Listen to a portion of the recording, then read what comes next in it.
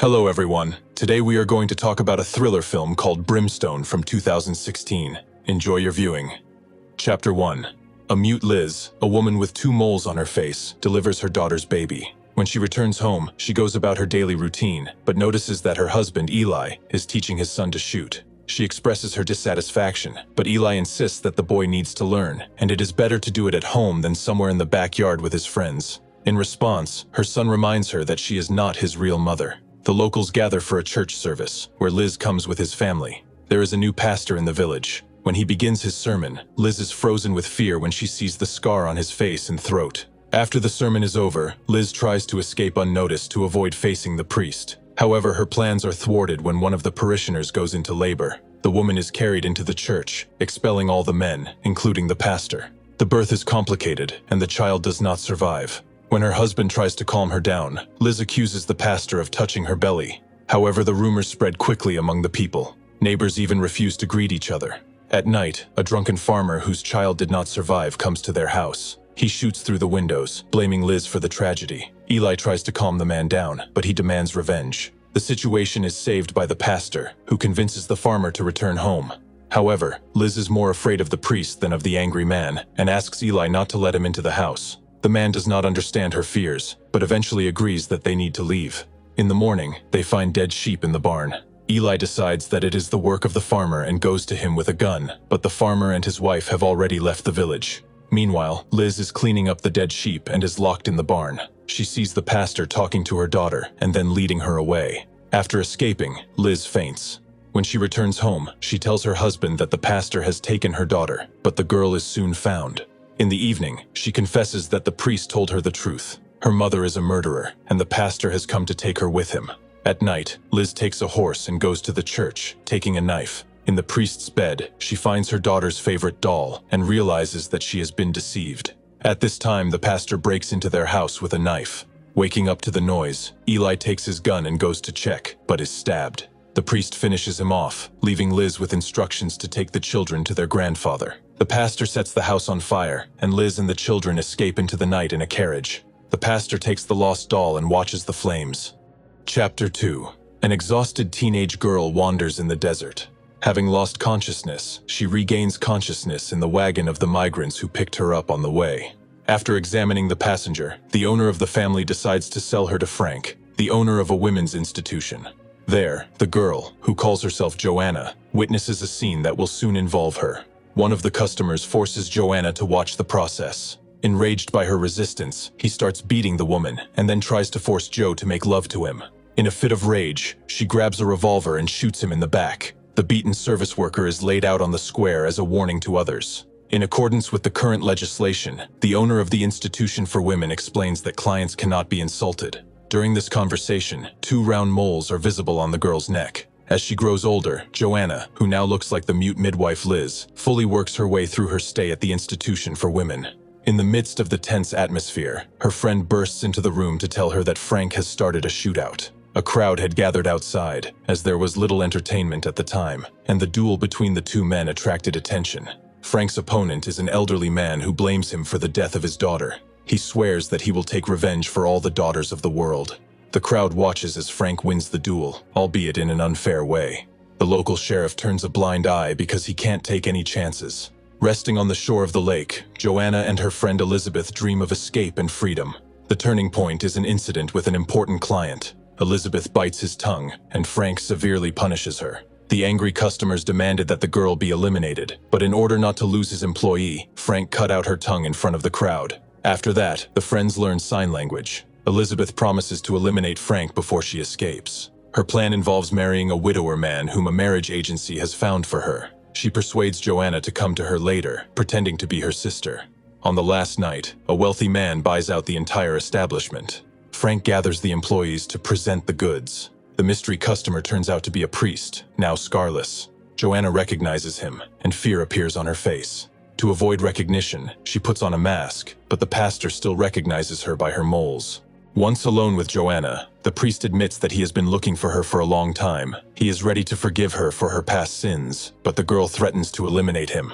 The furious priest begins to beat her, but Elizabeth bursts into the room and stabs him, leaving a scar on his face. The priest pulls out the knife and eliminates Elizabeth, but Joanna manages to grab the weapon and stab her several more times. Realizing the consequences, Joanna takes the priest's gold and sets the room on fire to destroy the evidence. She goes to the doctor to have her tongue removed, but he refuses, so she performs the operation herself. Joanna runs away to a farmer and introduces herself as Elizabeth. The third chapter. The corpse of a man lies on the prairie. Another, seriously wounded, crawls away, leaving a bloody trail. Another man catches up with him, pointing a gun, but instead of a shot, there is a rumble of thunder. Young Joanna is praying in her room. The pastor watches her, and then goes to his wife's bedroom to express his displeasure at her unwillingness to fulfill her marital duties. During the sermon, the priest convinces the residents by inciting religious fanaticism. It turns out that everyone has seen divine visions, except his wife, which casts a shadow over his authority. At night, Joanna wakes up because of her womanhood. At the same moment, she witnesses the pastor's evil tendencies. He takes his wife to the barn, where he whips her until she is wounded. In the morning, the mother notices that the girl is secretly washing blood from her nightgown. She explains to the child that this is normal, because she has become an adult. Later, while Joanna is taking a bath, the Reverend comes into the room and hints that now that she is an adult, her responsibilities will be adult as well. Among them is taking care of the pigs. While feeding them, the girl notices two wounded men on the same horse. They turn out to be survivors. After a quarrel over gold, they lose consciousness, and the girl drags them to the barn, takes off the saddle, and drives the horse away so that no one notices them.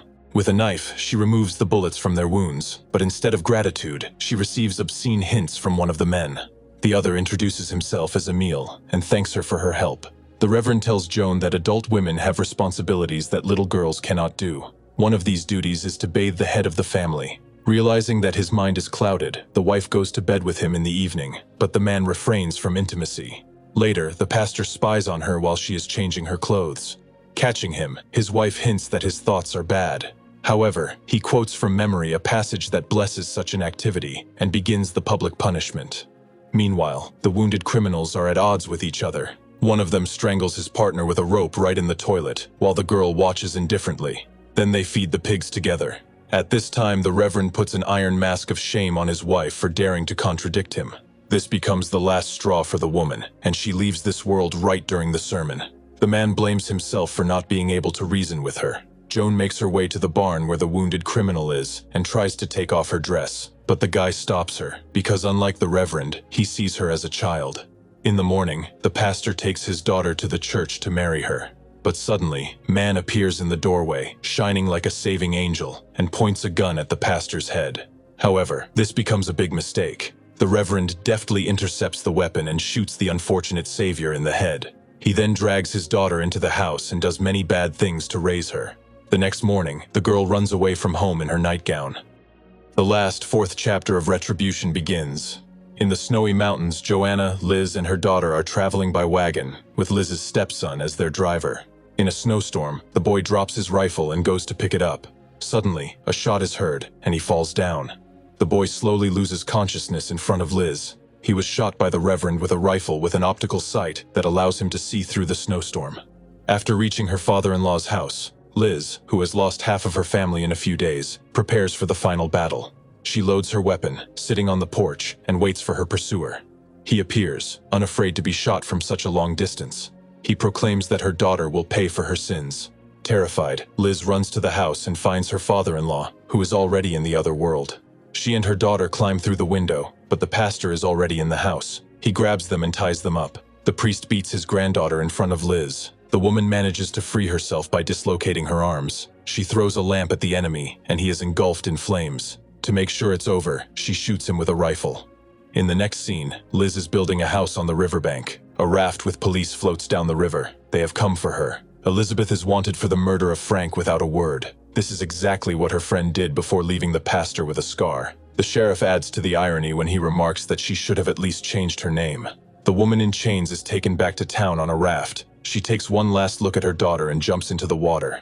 The weight of the shackles pulls her to the bottom. They try to stop the escape attempts with warning shots, but the bullets do not penetrate the water. Liz dies with a smile on her face. In the final scene, her grown daughter stands on the same bank with her daughter and remembers how strong her mother was. If you have watched the video so far, you should know that I am happy to have viewers like you. Thank you for watching to the end. Subscribe to the channel and follow the news. Clonsack Recapped was with you. See you soon.